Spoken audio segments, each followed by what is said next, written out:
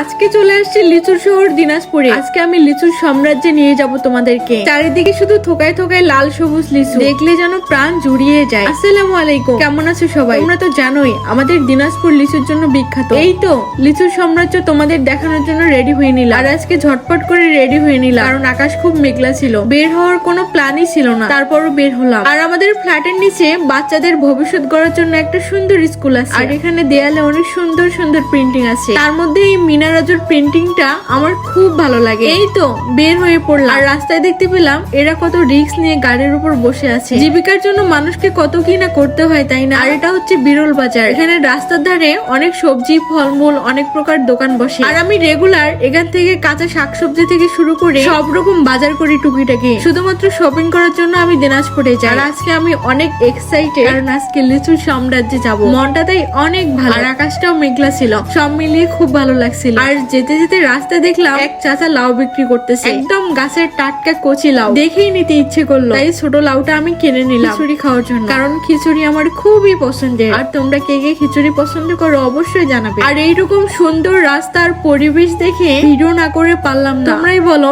এত সুন্দর জায়গায় ভিডিও না করে কি আর থাকা যায়? অনেক বকবক করলাম, এবার চলে যাই আমাদের লিচুর রাজ্যে। এই তো ফাইনালি চলে আসলাম। দেখতে পাচ্ছ কত লিচু ধরেছে। আর আমাদের দিনাজপুর জেলার মধ্যে সব থেকে এই বিরল ধারায় লিচু চাষ হয়। সবগুলো দেখাতে না পারলেও আজকে তোমাদের অ্যাটলিস্ট 10% হলেও বাগান দেখাবো। কিন্তু মুশকিল বিষয় হচ্ছে এখনো আমার লিচু খাইতে ইচ্ছে করতেছে, কিন্তু লিচুগুলো এখনো খাওয়ার যোগ্য হয়নি, তাই নিরাশ হয়ে গেলাম। লিচুগুলো পাকলে অনেক সুন্দর দেখাবে। আর আমার বাবারও লিচুর বাগান আছে, কিন্তু আমার বাবা সঠিকভাবে পরিচর্যা করতে পারে না, তাই ভালো ফলন পায় না। হয়তো গাছগুলো কেটে ফেলতে হবে। আর আমাদের বাগানে গিয়ে গাছে উঠে মনের সুখে কত এনে লিচু খাইতাম। তোমাদের কার কার লিচুর গাছ আছে অবশ্যই কমেন্ট করে জানাবে। কিন্তু আর লিচু পাকলে সবাইকে দাওয়াত রইলো আমাদের দিনাজপুরে, অবশ্যই চলে আসবে সবাই। আজকে আমি এই সাইডটা দেখাই। এই অঞ্চলটাকে বিরল মাদকবাটি বলে। এইদিকে এত পরিমাণ লিচুর বাগান বলে বোঝাতে পারবো না। আর গাছগুলোতে এত পরিমাণ লিচু ধরেছে বলার মতো না। এখনো যেহেতু লিচু পাকে নাই, তাই ভিউটা সুন্দর আসতেছে না, কিন্তু লিচু পাকলে আরেকবার ভিডিও করে তোমাদের দেখাবো, আর আরেকবার দাওয়াতও দিব অবশ্যই। সবাই কিন্তু চলে আসবে আমাদের লিচুর শহর দিনাজপুর। আজকের মতো ভিডিওটা এখানেই। আর আমাদের লিচুর শহর দিনাজপুর তোমাদের কেমন লাগলো